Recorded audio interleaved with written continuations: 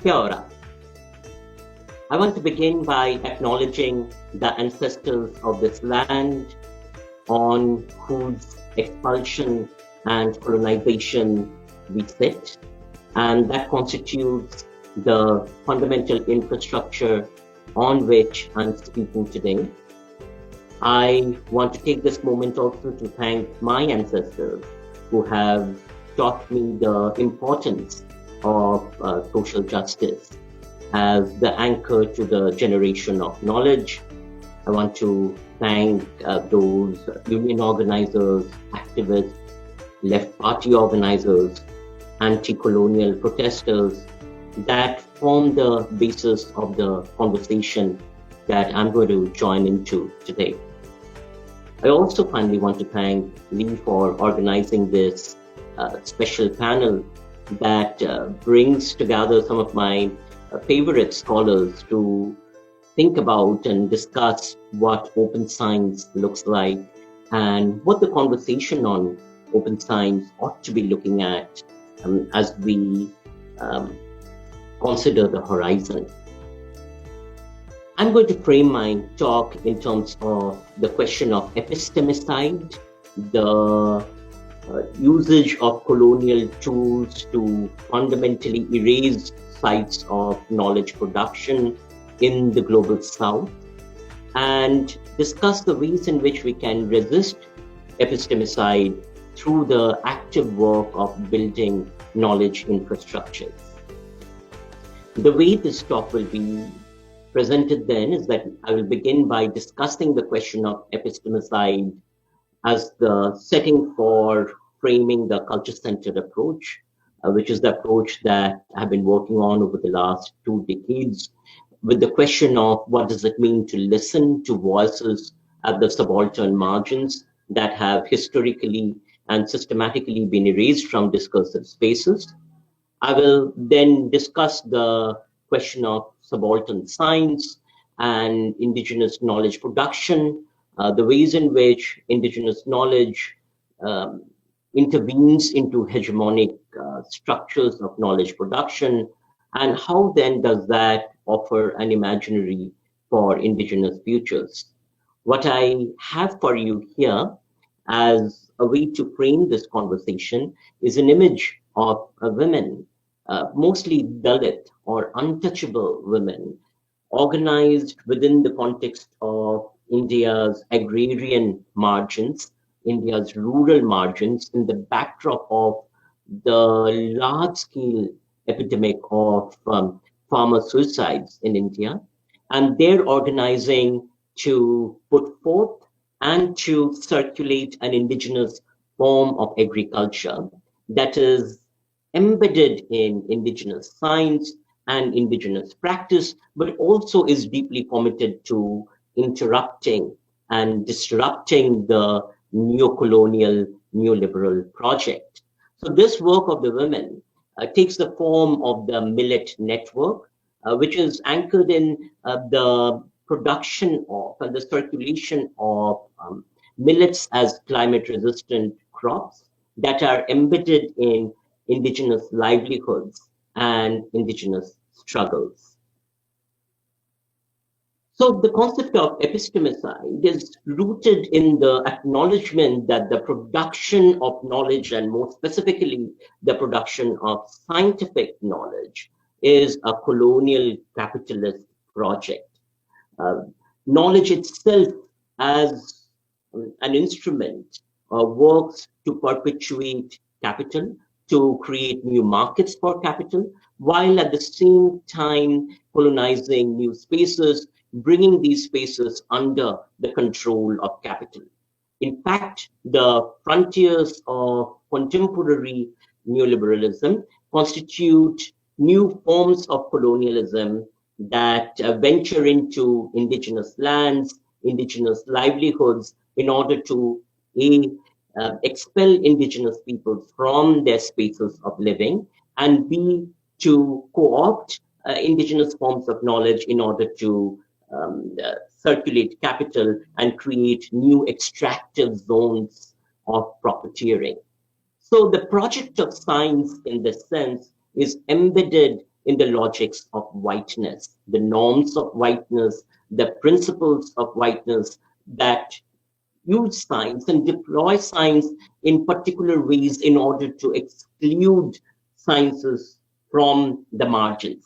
Here, the key point to note is that the margins then are actively created through works of erasure.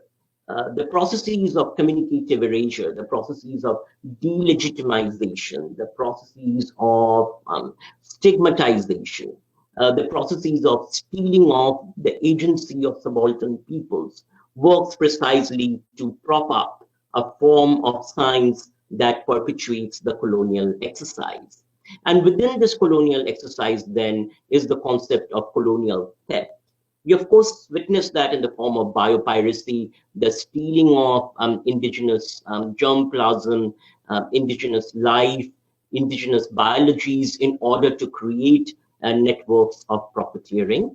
But we also see it in terms of the stealing of indigenous spaces, indigenous land, indigenous sites of inhabiting, water, mountains, those spaces that are considered sacred, often under the rhetoric of science and through the deployment of technologies of science. So although the argument, of course, often goes that, oh, you have to separate science from the specific techniques and technologies, from an indigenous standpoint, science itself is an instrument of whiteness that holds up and reproduces these technologies. So the kind of techno-deterministic solutions that are put forth to address global crises then work to perpetuate these new forms of colonization. A great example of this, for instance, is if you look at the sustainable futures and the framework of sustainable science that is put forth, it is often again embedded within the hegemonic structures of colonization while simultaneously erasing the subaltern communities from the margins.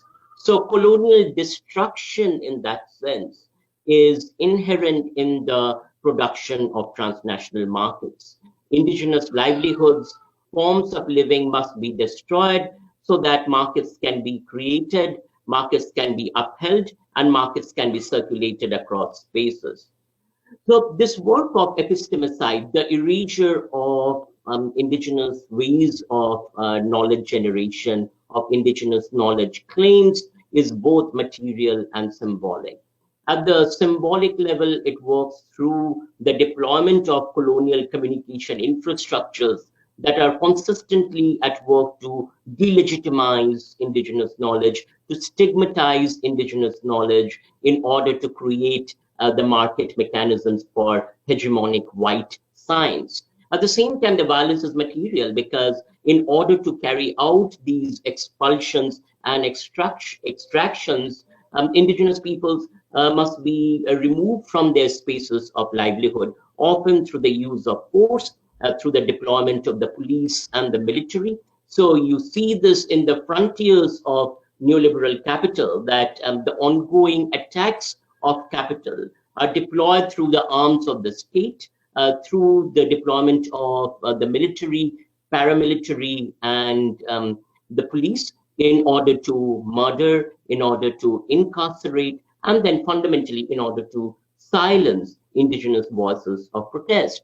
So the question then with respect to the problem of epistemicide is, how do we take the challenge for open science and decolonize it in ways that interrogate its whiteness and that interrogates its normative logics that perpetuate the colonial capitalist project?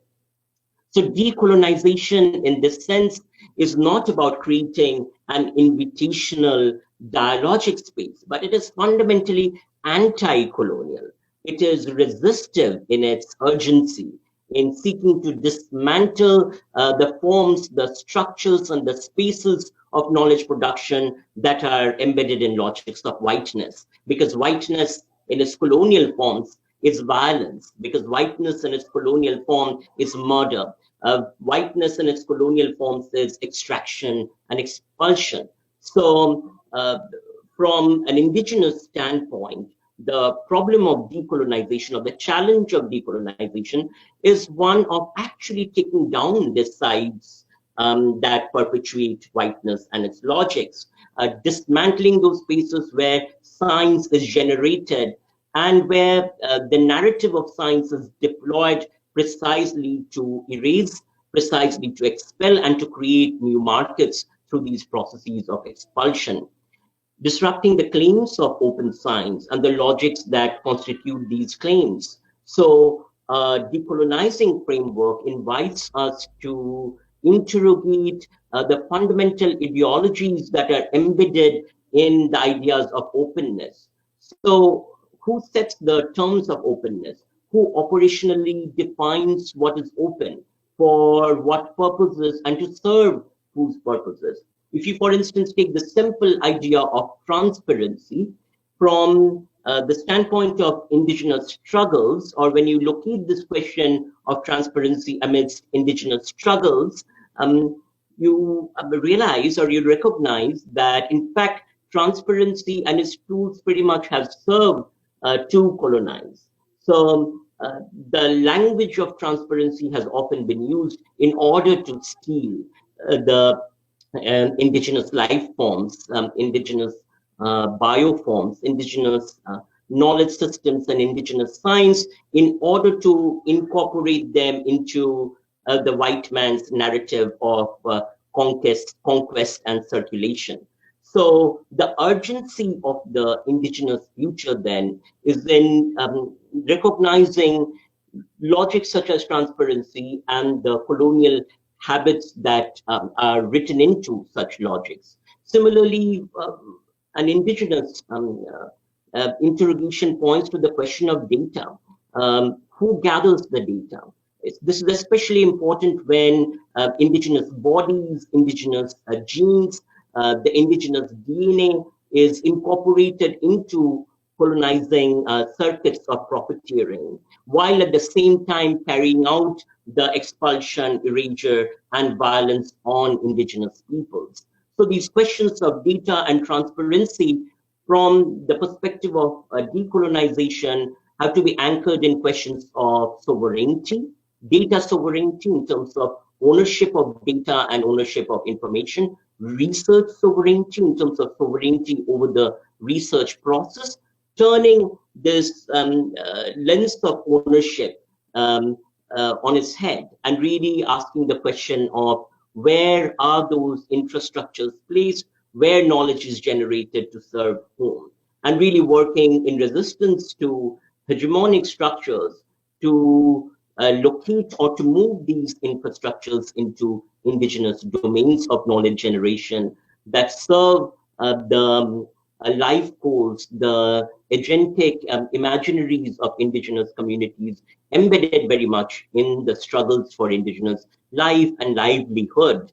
So how do we then safeguard infrastructures of indigenous science? This is a critical question, and this is particularly so because of the violence that is often deployed in order to co-opt and steal indigenous science. So we have an image here of the women farmers in south of India, in Telangana, India, who organize in sanghams or women's cooperatives, working with the women's ways of knowing agriculture and the science of agriculture to map out and plan how they are going to cultivate in the next season. So what you see here as an image is the women sitting together using chalk to mark out fields and then using branches, trees, leaves in order to create a planting pattern. And then this sort of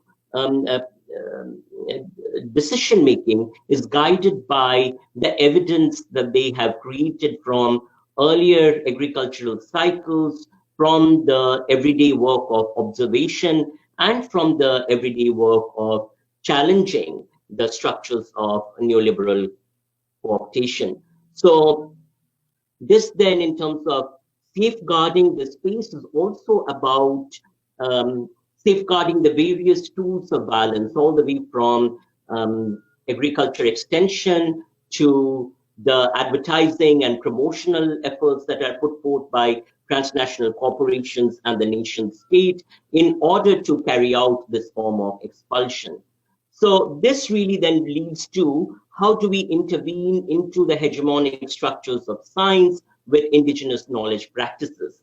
So the question of openness and what constitutes openness is not discussed in elite cosmopolitan circuits located elsewhere, is not discussed and held control over in ICA conference sessions and in theme sessions, but rather is actually articulated, practiced, and put forth from within indigenous struggles, from within the struggles for voice, and from within the struggles for methodology, systematic observation, and the generation of scientific knowledge. So the culture-centered approach situated in this conversation invites us, offers us a methodological impetus to imagine the work of generating knowledge as cultivating in the words of Gayatri Spivak, as cultivating the habits of learning to learn from below. So what does it mean to learn from below? And in this process, then continually decolonize and open up spaces that are committed to the struggles from below. How do we cultivate a habit of patient listening to an ethic of the other that is always and ever committed to the notion of erasure, to the recognition that the ways in which we participate in the production of science, in the creation and circulation of metrics, actually work to silence, to erase, and to perpetuate violence. And through this process, then, how do we work toward another imagination, which fundamentally is about inversion of the dominant structures of knowledge making and knowledge circulation? So in order to create these infrastructures, the culture-centered approach argues that we need to think about how we build communicative infrastructures that are anchored in equality, equality for opportunities for information, information related to specific claims making of science, information related to methodology, information related to representation, and resources for representation in terms of who is doing the work of representing. So if you think about it in terms of communication research, when subaltern bodies are often scripted into hegemonic structures of communication knowledge in order to be written about by experts elsewhere, the question here becomes one of how do we decolonize these infrastructures of representation so that the processes of representation are owned by communities that are systematically erased. How do we co-create infrastructures for decision-making? And fundamentally then, how do we co-create infrastructures for voice? So communicative equality is about voice equality, about building opportunities for erased voices to be heard and for those registers to emerge as registers for imagining other possibilities. So ownership here relates to sort of 6 different forms of ownership that I could think of. One is ownership of knowledge infrastructures, where we make knowledge claims. Ownership of knowledge infrastructures for method, where we claim method as well as discuss method. Ownership of information infrastructures in terms of decision-making processes, who makes these decisions. In the context of the women's lives and livelihoods, they articulate that these decisions are often made by elite post-colonial men working together with elite institutions in the global north, all the way from development agencies to United Nations agencies to academic institutions in the north that determine the forms of agriculture that would work, that would often be considered sustainable in order to be disseminated in communities. And here what is critical to recognize is that the terms of engagement are precisely co-opted in order to serve the agendas of neoliberal capital. So when you hear the term engagement in science communication and open science. The idea of engagement is built upon the logics of colonization, where to engage is to identify new channels in order to disseminate science. In other words, in order to perpetuate the colonizing project of white science. So how then in the backdrop of this, we build infrastructures for decision making that are rooted in the struggles of subaltern communities of the global margins?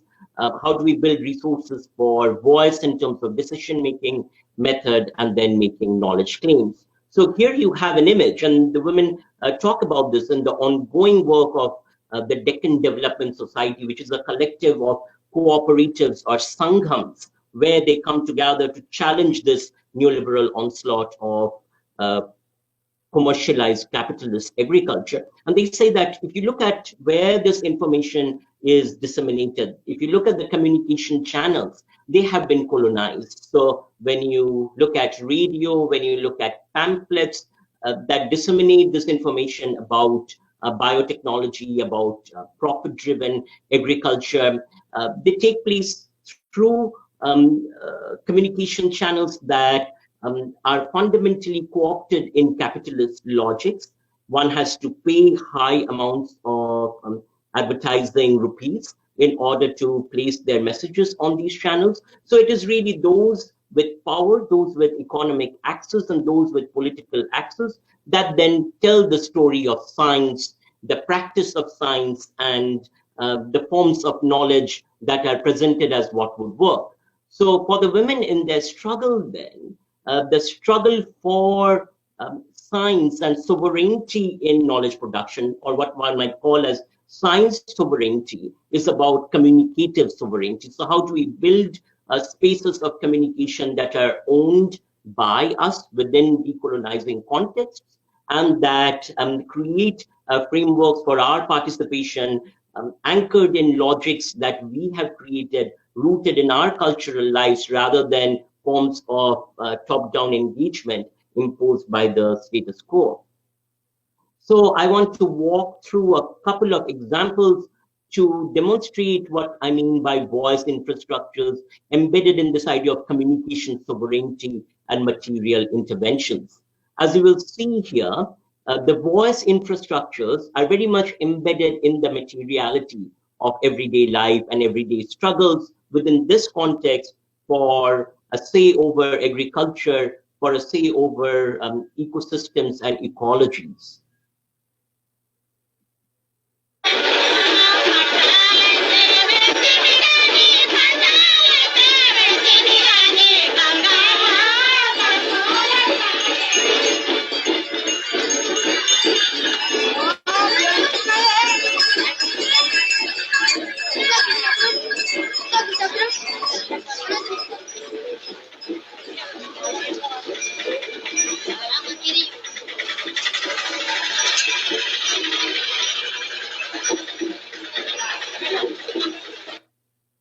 What do you do when communicative spaces and architectures and infrastructures have been colonized?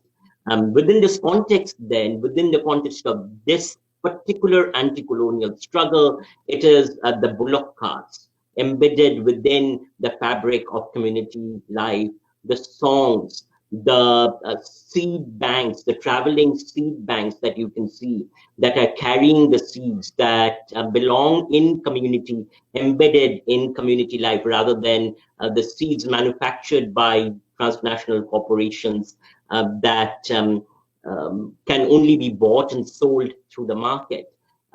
The street processions as they walk from village to village, these become the material sites for articulation. These are the voice architectures that are also the architectures for claims making and opening up science.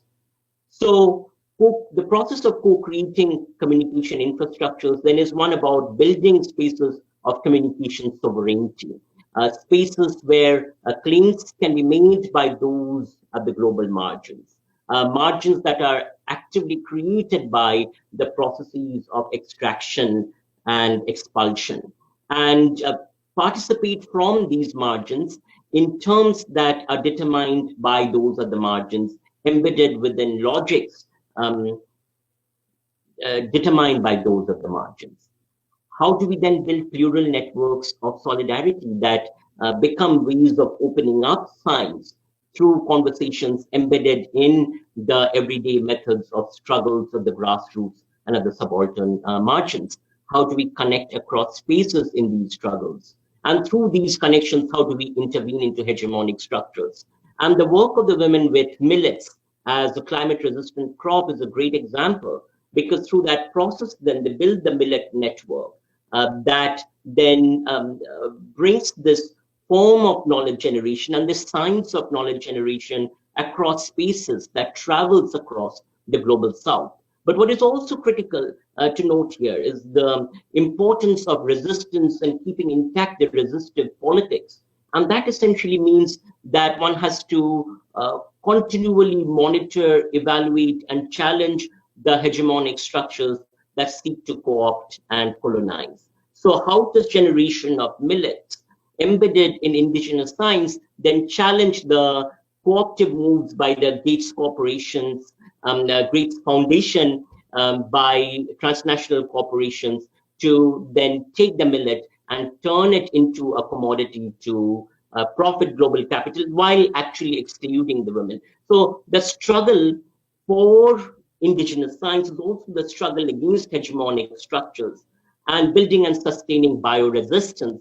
So the work of bioresistance is the process of making claims through science and through the process of evidence making embedded within indigenous context, but also retaining the ownership over these claims within these contexts. So the question of science in this setting is turned on its head.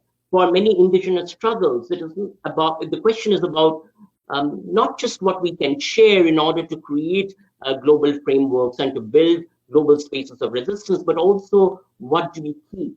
What do we not share? What knowledge do we keep with us so that this is not turned into another site of colonization? So I will wrap up with playing a song from the women's work with agriculture and their struggle. Here they are singing to the seeds, and singing itself becomes a site for performing bioresistance. And then I will wrap up with this concept of communication sovereignty as a basis for decolonizing science.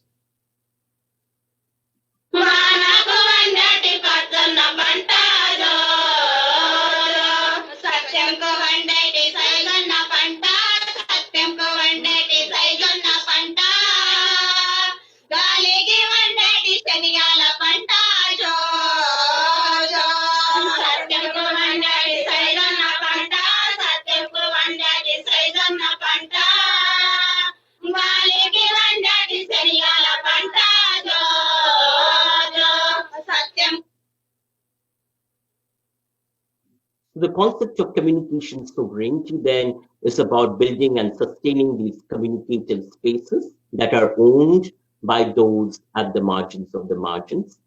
Through these processes of ownership, building and sustaining material practices that are embedded in science and the processes of observation, the processes of drawing inferences based upon observation and developing theories, and at the same time embedded within the futures of indigenous sovereignty. And through these struggles for voice and ownership over scientific processes of decision making, interrogating sites of power, both power held by the state as well as power held by capital, and the ways in which then these networks of power are circulated through systems of knowledge production. So I want to wrap up by discussing the work of the indigenous Guatemalan activist Rigoberta Menchú, when she says that there are some stories that I'm going to share, and there are many others that I'm not going to share. This idea, this active idea of not sharing, of keeping as a way for resisting the processes of colonization is a vital register for conversations as we imagine open science, particularly within the context of contemporary global struggles of inequality, attacks on indigenous livelihoods, and climate change. Thank you so much for participating. Please do post your comments and I'll be happy to respond to them. And it's really lovely to be on this panel, engaged with other speakers that are asking similar questions that critically interrogate the ideas of open science. Thank you.